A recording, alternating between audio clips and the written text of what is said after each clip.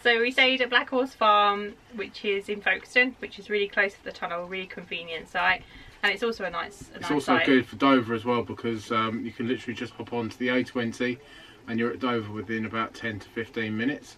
Eurotunnel is about a 10-minute drive, so it's really simple. So it's a nice site. Yeah, it's good. It's a really nice site, even if you want a holiday there, but it's mainly used as a transit site for people. There is a shop opposite. Very small shop. Very small shop opposite. There is the Black Horse pub. However, it's had a bit of change of ownership the last few months, so therefore they're just settling in at the moment. So I think there's no food. However, you can hop onto the bus which goes straight past the site, and you can go to the Mayfly pub, which is just by Lidl's. So it's also handy for Lidl's as well. We left the site quite early. We wanted to roughly leave about 6 o'clock for our tunnel, which was at 7:20, but we were slightly delayed because we had some really sad news in the morning. Yeah, we had some really sad news that unfortunately my dad's dog, Jessie, our family dog, passed away, aged 6, and it was really upsetting for us. And it was really unexpected. We'd been staying there 24 hours previously, and everything was fine. Yeah, Jessie was fine. She was playing with. She had an infection and she was on antibiotics and steroids, but she was getting a lot better, and she'd been playing tuggy with Doris, hadn't she? And they'd been having a lovely time. So everyone believed that she was getting better, but so we're not quite sure what happened there. So we was in a bit of shock, and then we didn't know what to do. We looked at cancelling or changing our tunnel, but that wasn't an option to change it. No. So it would have been cancel it and then having to repay again. But we decided just to go for it.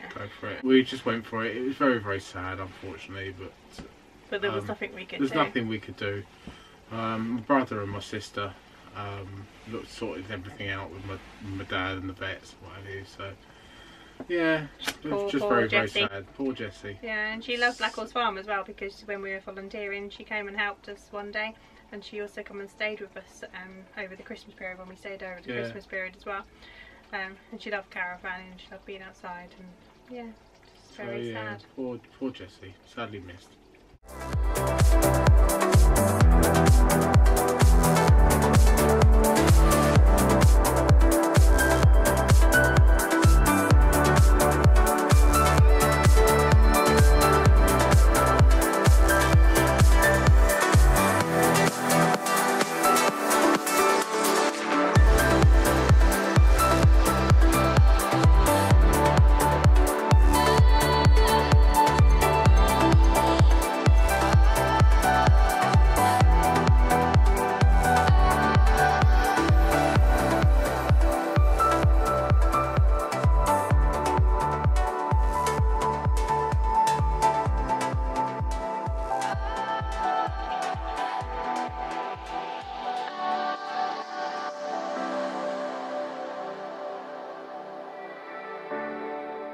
So yeah, we got to the tunnel in time, and that was a bit of a chance to do a little bit of shopping.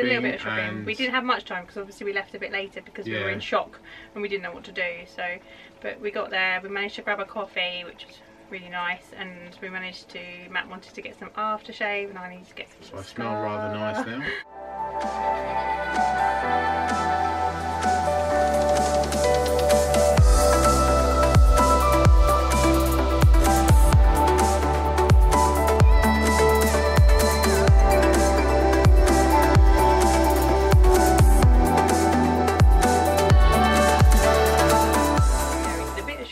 Really quickly, and then just whiz through the passports, and it was just really easy check-in, really easy passport security, wasn't it?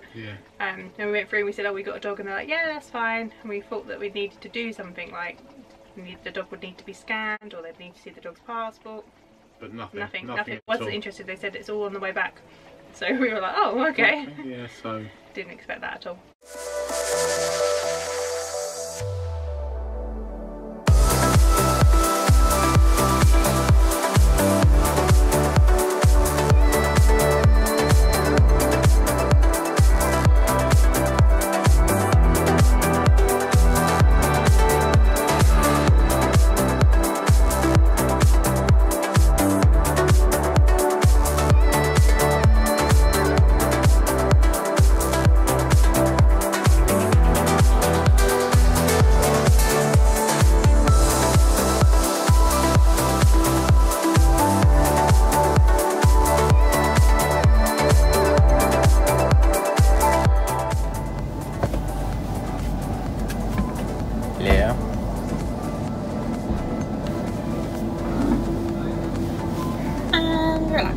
going. Down the tunnel. Down the tunnel.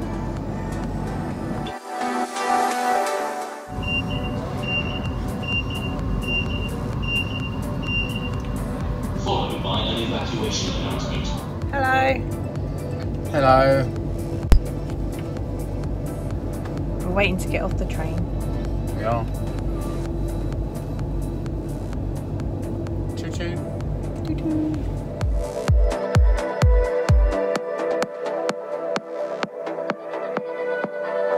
Question. Yes, Gemma. What do we need? Have we got everything we need for driving in Europe? Yeah, of course we have. I sorted that out months ago. Okay, that's good then. That's good, yeah. What do we need? We need a driving licence, so make sure you got your driving licence. You also need your national insurance number, so if you do get ill, you can give that to the authorities over in France, Spain, etc., wherever you are. It's also worthwhile getting an e-HIC card. You can apply for that online. Search for e-HIC, so E-H-I-C, and you will find an e-HIC card, and that stands for European Health Insurance Card. Also, you'll need your passport. Very, very important you have your passport. Okay, so and also your dog's passport if you've got pets or any dog's pets. passport, yeah, anything like that, because you will require that for when you're coming back, if you want to bring the dog back with you. Aww. Oh, you also need your car insurance or motorhome insurance, or also if you're towing a caravan, your caravan insurance. B5, you'll need that for your car, or also your motorhome. Breakdown cover. We've got Red Pennant, which is available through the Caravan and Motorhome Club. If you go onto their website, there's a link below regarding Red Pennant. It's really, really worthwhile having because it just covers you for every eventuality. So if you have an accident, you break down, anything, absolutely everything it covers you for, and it's really, really good. We were in France a couple of years ago and we met up with a guy there and he'd broken down, and the Red Pennants had organised for a transporter to come across from Britain. And on the transporter was a small motorhome which was able to tow his car, and they organised whilst they were waiting for that to come down a hire car. So that was really, really good, and they towed his car all the way back to the UK, and it was available for him to pick up upon reaching back to the UK. So yeah, it was really, really good service. So I'd really highly recommend Red Pennant.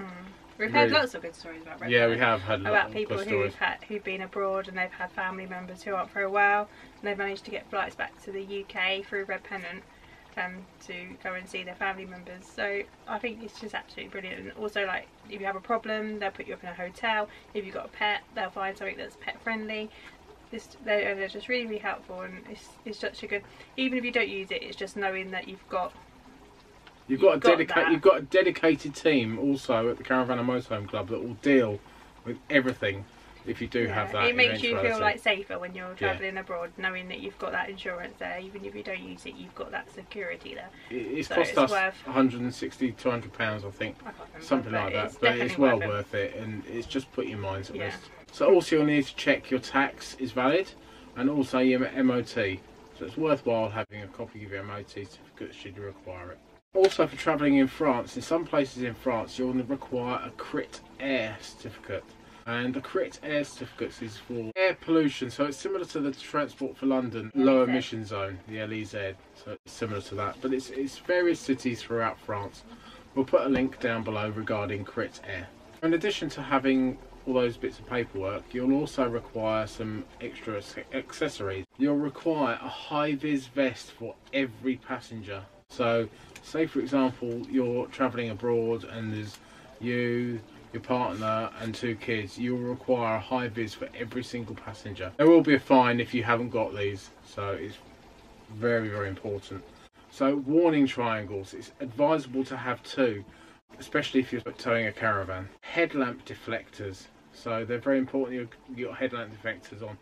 Even if you're not driving in the dark, you've still got to have them, so make sure you've got them attached. And they're really easy to stick on. If it rains in the daytime, it can get really dark, and you still may have to put your lights on, so you need to have them on. So yeah, you otherwise do need to have blinding everybody. GB sticker, unless you've got the European version, but who knows what's going to happen when it comes to Brexit, who knows. You may need a first aid kit. It's compulsory in some countries, so it's worthwhile checking up on those. It's always handy to have one anyway. Also, for those of you that wear glasses like me, blind people, and me, I've got contacts in. You wear contacts. If you wear glasses for driving, you must have, by law, a spare pair of glasses in a glove box or within easy reach. In France, there's this big thing about breathalyzers. If you haven't got them, it's not a problem. If you have got them, it's not a problem. It's entirely up to you. There's no fine. It's a big thing. So if you haven't got them, don't worry about them. It's a grey area. It's a big grey area. You won't get fined because they just won't fine you for it. So it's a bit of a grey area. So if you've got them, great. If you haven't got them, don't worry. No, don't worry about it. Don't stress. Don't stress. So I think we've got everything we need for driving. Yeah, we've in got Europe. everything for driving. So in Europe. let's go. We've also got a set of spare bulbs because some countries require you to have a spare set of light bulbs. We've got a spare set, so just in case. Yeah, we've got lots of things. We've also got a whole pharmacy in the back. So we have lots of paracetamol, etc. Because it's a bit more trickier when you're away to get them bits and pieces, as they're so readily available in the UK in supermarkets. However, when you're in France or Spain, supermarkets don't stock anything like that. You have to go to a dedicated pharmacy, which isn't always easy and not so readily available. Like we have supermarkets and Tesco's Express and little Sainsbury's locals, which are open all the time, which we're so used to, like Sundays and every day of the week. So it's handy just to have some of them. If you do need to go to a pharmacy in France and you need something for a painkiller, you can always ask for paracetamol, because that is what paracetamol is known as in France. So paracetamol. Just say it with a twang. Yeah. So yeah, right, I think we're all ready to go. I think we're all ready to go. So let's get out of this tunnel. Let's get out of this tunnel and get going. Whoosh! Bye! Bye!